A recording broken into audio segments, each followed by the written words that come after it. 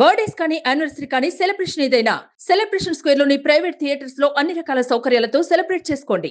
చదువుకు ఏది అడ్డు కాదు అని నిరూపించిందో అమ్మాయి. ఇటు పానీపూరి అమ్ముతున్న నాన్నకు సాయపడుతూ ఇంట్లో అమ్మకు చేదోడు వాదోడుగా ఉంటూ అటు విద్యలో మెరిసింది. చదువుకోవాలనే సంకల్పం ఉంటే ఏవీ అడ్డు కాదు అంటోంది. 10th బోర్డు ఎగ్జామ్స్లో రికార్డు స్థాయిలో 99.72% సాధించింది. ఇప్పుడు అందరి చూపు ఆమెపై తిప్పుకుంది. ఆమె పూనం కుష్వాహా.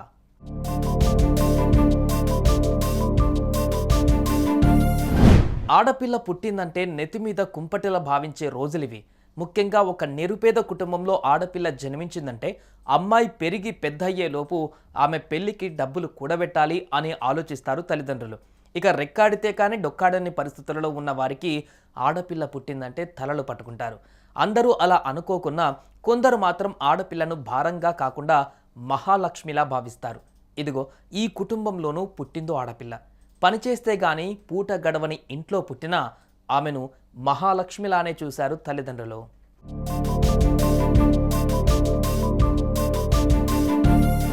గుజరాత్లోని వడోదరకు చెందిన ప్రకాష్ కుష్వాహాకు భార్య, కుమార్తె పూనం ఉన్నారు. ప్రకాష్ గత 25 ఏళ్లుగా పానీపూరి అమ్ముతూ కుటుంబాన్ని పోషిస్తున్నాడు. ఆ పని తప్ప వేరే ఏ పని చేయలేను అనుకునేవాడు ప్రకాష్. ఆదాయం తక్కువ ఉన్నా పానీపూరిలే అమ్మాడు. బయట రెడీమేడ్ పూరీలు కొంటే ఖర్చు ఎక్కువ అవుతుందని అనుకుని ఇంట్లోనే ప్రతిదీ తయారు చేసేవాడు.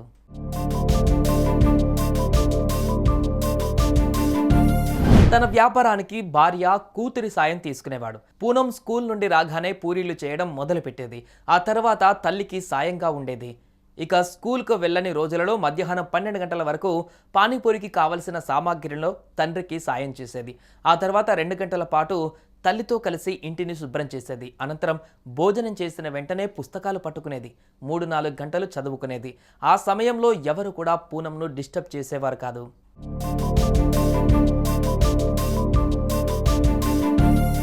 ఇక ఎగ్జామ్స్ ఉన్న సమయంలో మాత్రం 6 గంటల పాటు చదివేది పూనం. అలా రాసిన గుజరాత్ సెకండరీ బోర్డు 10వ తరగతి ఫైనల్ ఎగ్జామ్స్లో ఏకంగా 99.72% మార్కులు సాధించింది. స్కూల్లో ఎప్పుడు ఫస్ట్ ఉండే పూనం ఫైనల్స్లో ఈ రేంజ్లో మార్కులు సాధిస్తుంది అనుకోలేదు ఎవరు. కానీ రిజల్ట్ చూసిన తర్వాత అందరూ షాక్ మాత్రమే కాదు, సంతోషంతో ఉబ్బి తబ్బిబ్బులవుతున్నారు. ఇంత పని చేస్తూ కూడా అన్ని మార్కులు సాధించినందుకు ఖుషి అయిపోయారు అందరూ.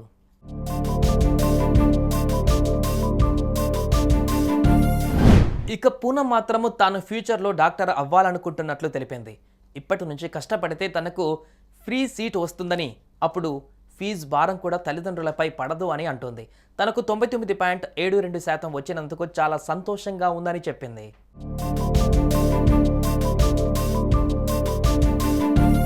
పేదరికం ఎప్పుడు కూడా చదువుకు అడ్డం కాదు అని నిరూపించింది పూనం. తన ఫ్యూచర్ ప్లాన్స్ కూడా సెట్ చేసుకుంది. వాటిని సాకారం చేసేందుకు కుటుంబం కూడా సపోర్ట్ చేస్తుంది. పూనం తాను అనుకున్నట్లే డాక్టర్ అవ్వాలని మనం కూడా కోరుకుందాం. All the best Poonam. Suman టీవీలో మీ పర్సనల్ అండ్ బిజినెస్ ప్రమోషన్స్ కోసం కింది నెంబర్కి కాంటాక్ట్ చేయండి.